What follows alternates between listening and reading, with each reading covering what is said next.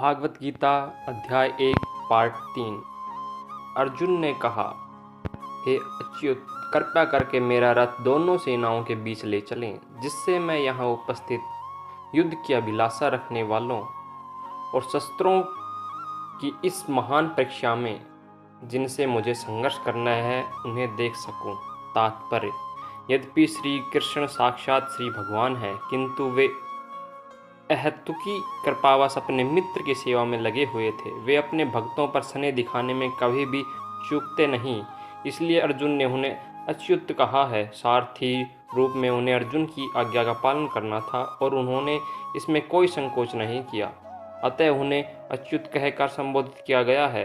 यद्यपि उन्होंने अपने भक्त का सारथी पद स्वीकार किया था, किंतु इससे उनकी परम स्थिति अक्षुण्ण नहीं बनी रही। प्रत्येक परिस्थिति में वे इंद्रियों के स्वामी श्री भगवान हर्षिकेश हैं। भगवान तथा उनके सेवक का संबंध अत्यंत मधुर एवं दिव्य होता है। सेवक स्वामी की सेवा करने के लिए सदैव उद्यत रहता है और भगवान भी भक्त की कुछ न कुछ सेवा करने की कोशिश में रहते हैं। वे इसमें विशेष आनंद का अनुभव करते हैं कि वे स्वयं आज्ञादाता न बने, अपितु उनके शुद्ध भक्त उन्हें आज्ञा दें। क्योंकि वे स्वामी हैं, अतः सभी लोग उनके आज्ञापालक हैं और उनके ऊपर उनको आज्ञा देने का कोई नहीं है। किंतु जब वे देखते हैं कि उनका शुद्ध भक्ति आज्ञा दे रहा है तो उन्हें दिव्य आनंद मिलता है। यद्यपि वे समस्त परिस्थितियों में अच्युत बने रहते हैं, भगवान का शुद्ध भक्त होने के कारण अर्जुन को अपने बंधु बांधवों से युद्ध करने की तनिक भी इच्छा नहीं थी। किंतु दुर्योधन द्वारा शांतिपूर्ण समझौता न करके हठ धर्मिता पर उतारू होने के कारण उसे युद्ध भूमि में आना पड़ा। अतः वह जानने के लिए अत्यंत उत्सुक था कि युद्ध भूमि में कौन कौन से अग्रणी व्यक्ति उपस्थित हैं। यद्यपि युद्ध भूमि में शांति प्रयासों का कोई प्रश्न नहीं उठता, तो भी वह उन्हें फिर से देखना चाह रहा था और यह देखना चाह रहा था कि वे इस अवांछित युद्ध पर किस हद तक तुले हुए हैं। मुझे उन लोगों को देखने दीजिए जो यहाँ पर धृतराष्ट्र के दुर्बुद्धि पुत्र दुर्योधन को प्रश्न करने की इच्छा से लड़ने के लिए आए हुए हैं। तात्पर्य: यह सर्वविदित था कि दुर्योधन अपने पिता धृतराष्ट्र की साठगांठ से पाप पूर्ण योजना बनाकर पांडवों के राज्य को हड़पना चाहता था। अतः जिन समस्त लोगों ने दुर्योधन का पक्ष ग्रहण किया था, वे उसी के समान धर्मा रहे होंगे। अर्जुन युद्ध प्रारंभ होने के पूर्व यह तो जान ही लेना चाहता था कि कौन कौन से लोग आए हुए हैं, किंतु उनके समक्ष समझौता का प्रस्ताव रखने की उसकी कोई योजना नहीं थी। यह भी तथ्य था कि वह उनकी शक्ति का, जिसका उसे सामना करना था, अनुमान लगाने की दृष्टि से उन्हें देखना चाह रहा था। यद्यपि उसे अपनी विजय का विश्वास था, क्योंकि कृष्ण उसकी बगल में विराजमान थे। संजय ने कहा, हे भरतवंशी, अर्जुन द्वारा इस प्रकार संबोधित किए जाने पर भगवान कृष्ण ने दोनों दलों के बीच में उस उत्तम रथ को लाकर खड़ा कर दिया। तात्पर्य: इस श्लोक में अर्जुन को गुड़ाकेश कहा गया है। गुड़ाका का अर्थ है नींद, और जो नींद को जीत लेता है वह गुड़ाकेश है। नींद का अर्थ अज्ञान भी है। अतः अर्जुन ने कृष्ण की मित्रता के कारण नींद तथा अज्ञान दोनों पर विजय प्राप्त की थी। कृष्ण के भक्त के रूप में वह कृष्ण को क्षण भर भी नहीं भुला पाया, क्योंकि भक्त का स्वभाव ही ऐसा होता है। यहाँ तक कि चलते तथा सोते हुए भी कृष्ण के नाम, रूप, गुणों तथा लीलाओं के चिंतन से भक्त कभी मुक्त नहीं रह सकता। अतः कृष्ण का भक्त उनका निरंतर चिंतन करते हुए नींद तथा अज्ञान दोनों को जीत सकता है। इसी को कृष्ण भावनामृत या समाधि कहते हैं। प्रत्येक जीव की इंद्रियों तथा मन के निर्देशक अर्थात हर्षिकेश के रूप में कृष्ण अर्जुन के मंतव्य को समझ गए कि वह क्यों सेनाओं के मध्य में रथ को खड़ा करवाना चाहता था। अतः उन्होंने वैसा ही किया और फिर वे इस प्रकार बोले। भीष्म, द्रोण तथा विश्व भर के अन्य समस्त राजाओं के सामने भगवान ने कहा कि हे पार्थ, यहाँ पर एकत्र सारे कुरुओं को देखो। तात्पर्य: समस्त जीवों के परमात्मा स्वरूप भगवान कृष्ण यह जानते थे कि अर्जुन के मन में क्या बीत रहा है। इस प्रसंग में हर्षिकेश शब्द का प्रयोग सूचित करता है कि वे सब कुछ जानते थे। इसी प्रकार पार्थ शब्द अर्थात प्रथा या कुंती पुत्र भी अर्जुन के लिए प्रयुक्त होने के कारण महत्वपूर्ण है।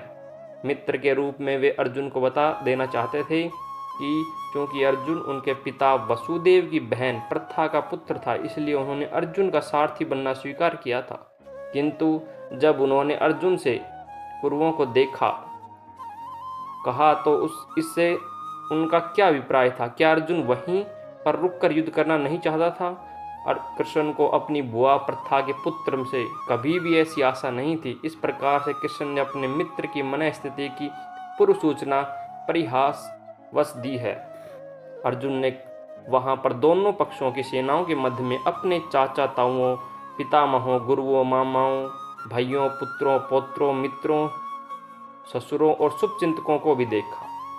अर्जुन युद्ध भूमि में अपने सभी संबंधियों को देख सका। वे अपने पिता के समकालीन भूरिश्रवा जैसे व्यक्तियों, भीष्म तथा सौंदर्य जैसे पितामहों, द्रोणाचार्य तथा कृपाचार्य जैसे गुरुओं, शल्य तथा शकुनी जैसे मामाओं, दुर्योधन जैसे भाइयों, लक्ष्मण जैसे पुत्रों, अश्वत्थामा जैसे मित्रों एवं कृतवर्मा जैसे शुभचिंतकों को देख सका। वह उन सेनाओं को भी देख सका जिनमें उसके अनेक मित्र थे।